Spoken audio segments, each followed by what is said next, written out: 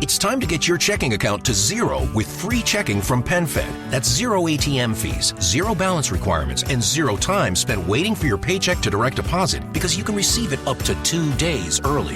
Open your account with just $25 and see how big zero can be. Apply online today at PenFed.org/free checking. Early direct deposit eligibility may vary between pay periods and timing of payers' funding. To receive any advertised product, you must become a member of PenFed, insured by NCUA. PenFed's got great rates for everyone.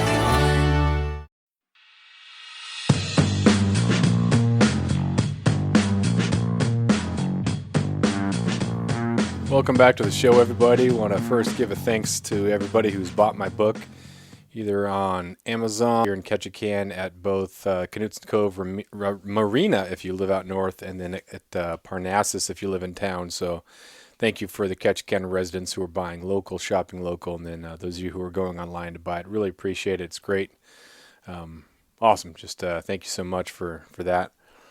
Doing a solo episode today.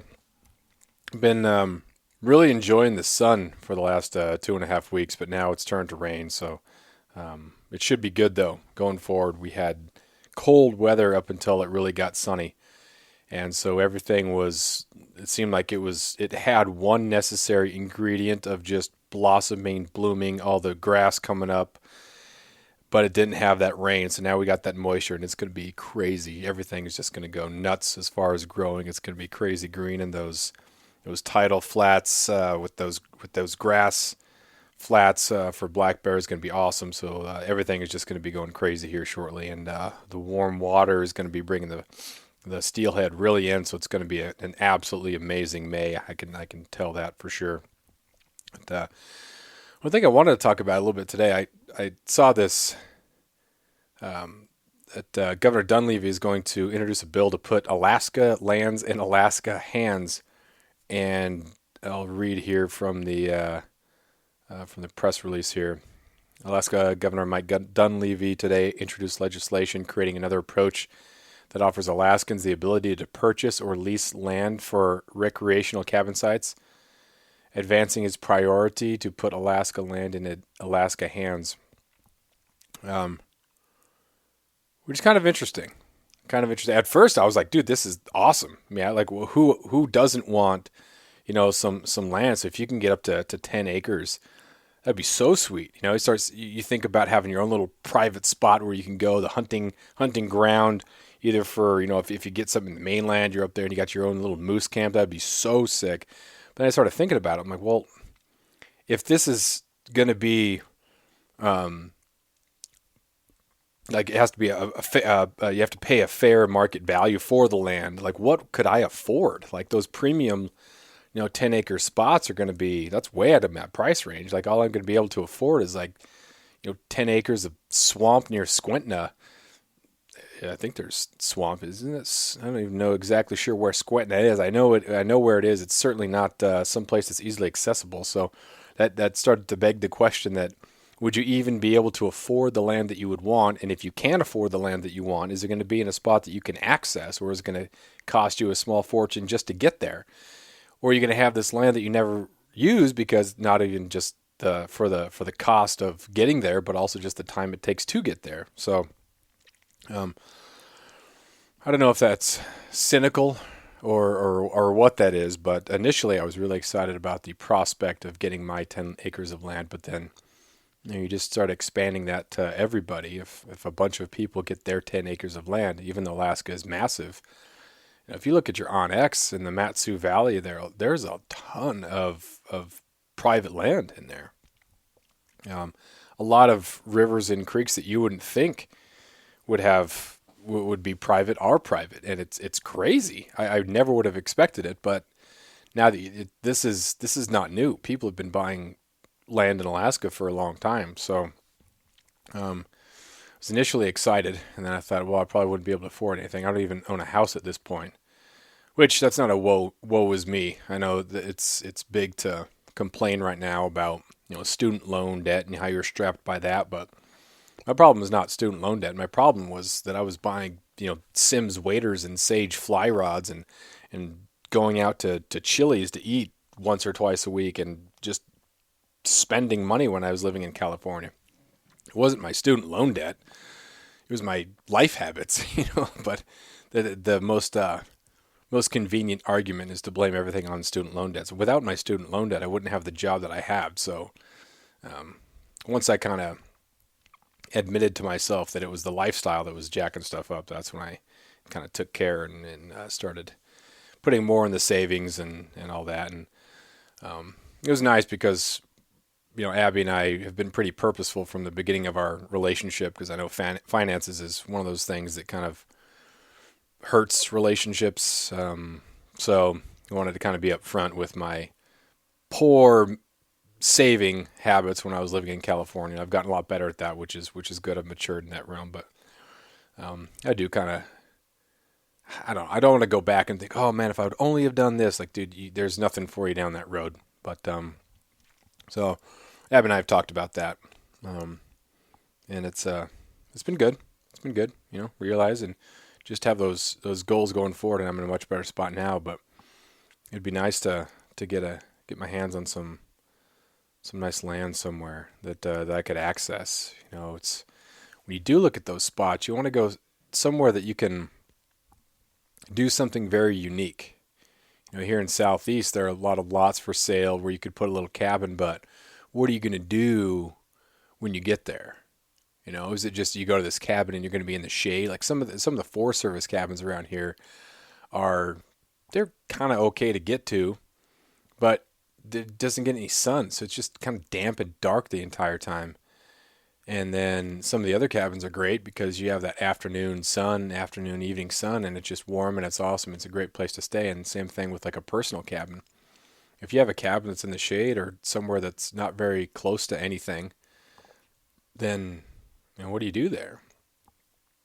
You'd ideally have a cabin down here at a spot where you can shrimp and you could hunt and you could crab and you could do all that sort of stuff, and it's better than the spot that you're at. If it's not, then what are you spending that money on? After years of fine print contracts and getting ripped off by big wireless providers, if we've learned anything, it's that there's always a catch. So when I first heard that Mint Mobile offers premium wireless starting at just $15 a month, I thought, what's the catch? But after talking to them and using their service, it all made sense. There isn't one. Mint Mobile's secret sauce is that they're the first company to sell wireless service online only. They cut out the cost of retail stores and pass those sweet savings directly to you. For anyone who hates their phone bill, Mint Mobile offers premium wireless for just $15 a month. I was hesitant about having to get a new phone and a new phone number, but with Mint, you can use your own phone with any Mint Mobile plan and keep your same phone and your same phone number along with all of your existing contacts. Mint Mobile gives you the best rate whether you're buying for one or for a family, and at Mint, families start at 2 lines. All plans come with unlimited talk and text plus high-speed data delivered on the nation's largest 5G network. Switch to Mint Mobile and get premium wireless service starting at just $15 a month. To get your new wireless plan for just $15 a month and to get the plans shipped to your door for free, go to mintmobile.com/waypoint. That is mintmobile.com/waypoint. Cut your wireless bill to $15 a month at mintmobile.com/waypoint. So, and then of course you got to look at how easy it is going to be to get there. Are you going to put in a dock? Do you have the money to put in the dock? Are you going to do a mooring buoy? Like a lot of this stuff just ends up costing a ton of money. But it would be pretty sweet to have somewhere that's kind of all to yourself. You could go there for like a fish camp for a week or so and just put up fish. But then you're looking at how you're going to package the stuff. Are you going to have electricity there? I don't know. But all that sort of stuff, like those logistical things, I shouldn't even probably be thinking about because I'm so far away from buying some sort of rural remote cabin. But I don't know, I guess it's okay to entertain it and being realistic about it before you just jump to things. I think maybe that was my problem early on. I just kind of jumped to things and then not even realize what I was sacrificing. I bought the expensive Sims waders. Like, dude, you could have bought the Reddington waders that are a third of the cost. And then you would have like 2 or 3 more trips worth of gas. That's what I do now is I buy the cheaper waders because they stand up just as good as those expensive ones, except they're a fraction of the cost. And then you can have a lot more experiences. And then you have I know, like a new pair. Let's check this out here. New pair of Sims waders. You know, the cheap ones are like $400, $300. The Reddington ones they're fine, man. They hand up they just as good. Oh my gosh, $850 if you want the G4Z waders. $850. If you want the G4 Pro waders, $750. You buy the Reddington for half the cost, and you can almost buy an airline ticket somewhere. You could get probably up to Yakutat and back to steelhead fish. So there's your trade-off. Do you want a pair of G4 Pro waders, or do you want an airplane trip to Fairbanks to hunt caribou with your buddy Harrison? Or do you want to fly to Yakutat to fish for steelhead? Or do you want these new waders? It's crazy. Absolutely crazy. Add all that money up. Man, all that wasted money. All those times that I went out to eat at like Chili's. You're just, it's a Sunday afternoon. Let's go to Chili's and let's get a chicken sandwich and a lemonade. Like, you add all those up. All that money that you spend eating out. If you go more than like 2 or 3 times a week, that's just a lot. I hardly eat out at all anymore now. I get some takeout once in a while, but it's nice, and it's nice to support some of the local businesses, especially now. So eating out once in a while is fine, but it just gets so expensive. Crazy. So, yeah. At first sight, it looked pretty sweet. I'll probably keep my eye on some of that properties just in case, just see what's going on there, and if you could figure out a way to get to a spot that is accessible. If you buy one of those tiny little lot or 10-acre lots that are out in the middle of nowhere and it doesn't have a landing strip and there's no access by boat, then what have you bought, right? And that's probably the places that I could afford. But yeah, if you can get a hold of some decent moose territory with a buddy or two, that'd be pretty sweet. So interesting stuff. But anytime you're turning public land into private, you kind of wonder. It's going to private hands, and can they turn around and sell it? It says for recreational cabin sites, but I mean, does that mean it can't become some sort of resource development? We need resource development for sure, but what are the unintended consequences of this? That's always the thing. Things are done initially with the best intent, but the unintended consequences often can't be seen. It doesn't mean that this isn't a good idea, but I don't know. It's just how's it actually going to play out? Who knows? I don't know. So really excited for May, like I said before. Gonna be great. So much fun to enjoy all the public land here around Ketchikan. We're gonna need some good weather though. Today's blowing and a bunch of rain, so that's not ideal. It's kind of nice when you get that weekend to time out perfectly where it rains all week, and then the weekend everything is kind of popping. The river is dropping. The bears are out. It's just a perfect weekend to get out and absolutely get after it. But so we'll see.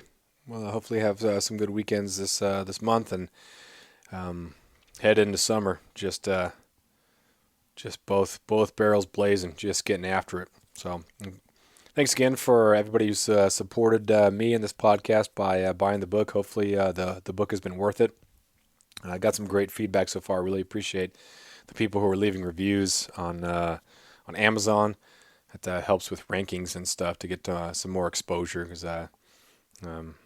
trying to spend zero money on marketing and ads, because sometimes you spend money on those ads, but what do they go to? It just ends up either annoying people or not really being worth it, especially if your money on Facebook ads or on Amazon ads or anything like that's going to do any good. So I'm trying to do zero marketing as far as money-wise, and then just looking for those other ways of generating attention and getting stuff to it. So, definitely appreciate people buying the book and reviewing it and sharing either passages that they like or that they like the book. I really enjoy hearing that. I really appreciate that. So, we'll call that episode 197. Take care. We'll talk to you next time.